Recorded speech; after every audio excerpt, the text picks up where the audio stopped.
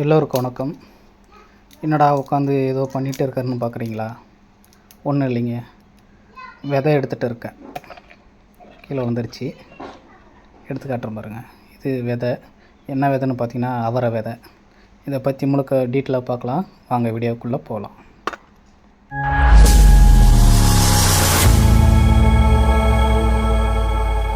ஒரு 2 வருஷத்துக்கு முன்னாடி பார்த்திங்கன்னா நம்ம விதைச்சிருந்தோம். அதிலேருந்து தேவைப்படும்னு சொல்லிட்டு எடுத்து வச்ச விதை தாங்க இது. நாட்டு அவரை விதை. இது கொடி போகிறது. இது 2 வருஷத்துக்கு முன்னாடி எடுத்து வச்சோம். இப்போ யூஸ் ஆகுது பாருங்கள். விதையெல்லாம் நல்லா தாங்க இருக்குது. 2 வருஷம் ஆனாலையும் விதையும் காயும் நல்லதாக இருக்குது. ஏன்னா நம்ம காய வச்சு எடுத்து வச்சுருந்தோம். அதை இப்போ தான் விதை எடுக்கிறோம்.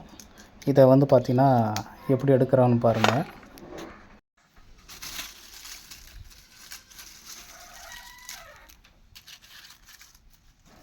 விதை எடுத்தாச்சு. இதை நம்ம பார்த்திங்கன்னா இப்போ நட போகிறோம். வாங்க போகலாம். பாருங்கள், இந்த தென்னங்கன்று இருக்குல்ல, இதை சுற்றி தான் நம்ம வைக்க போகிறோம். ஏன் தென்னங்கன்றுக்கு சுற்றி வைக்கிறோம் அப்படின்னு பார்த்திங்கன்னா, நமக்கு கொஞ்சம் தண்ணி பற்றாக்குறைங்க. இருக்கிற தண்ணியை பார்த்திங்கன்னா எப்படி பயன்படுத்தணும் அப்படின்னு சொல்லி பார்த்து நம்ம இதை இந்த முறையை தேர்ந்தெடுத்துருக்குறோம். தென்னஞ்செடிக்கு எப்படியும் நம்ம தண்ணி விட தான் போகிறோம். அதோடு அப்படியே பார்த்திங்கன்னா சுற்றி நட்டு வச்சிங்கன்னா இது பார்த்திங்கன்னா அவரைக்கும் இந்த தண்ணி அப்படியே சேர்ந்து போகும். அதுவும் இல்லாமல் தென்னங்கன்றுக்கு கொஞ்சம் நிழலாக இருக்கும். இது கொடி போச்சுன்னா கொஞ்சம் நிழலாக இருக்கும், வெயில் படாமல் இருக்கும் தென்னஞ்செடி. அதனால் இந்த ஐடியாவை நம்ம ஃபாலோ பண்ணுறோம். நல்ல ஒரு பழமொழி இருக்கும், நெல்லுக்கு பாயிற தண்ணி புல்லுக்கும் பாயும் அப்படின்னு. இங்கே நம்ம புல்லுக்கு விட போகிறதில்ல, தென்னஞ்செடிக்கு பாயிற தண்ணி அவரை செடிக்கு விட போகிறோம்.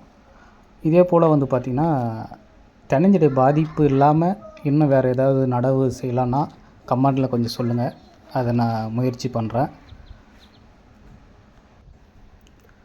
சுற்றி இருக்கிற தென்னஞ்செடியில் எல்லா தென்னஞ்செடியிலுமே நம்ம நடவு செய்ய போகிறோம். ஆல்ரெடி தென்னஞ்செடி நட்டது நான் ஒரு வீடியோ போட்டிருப்பேன், பார்க்கலன்னா போய்ட்டு பாருங்கள்.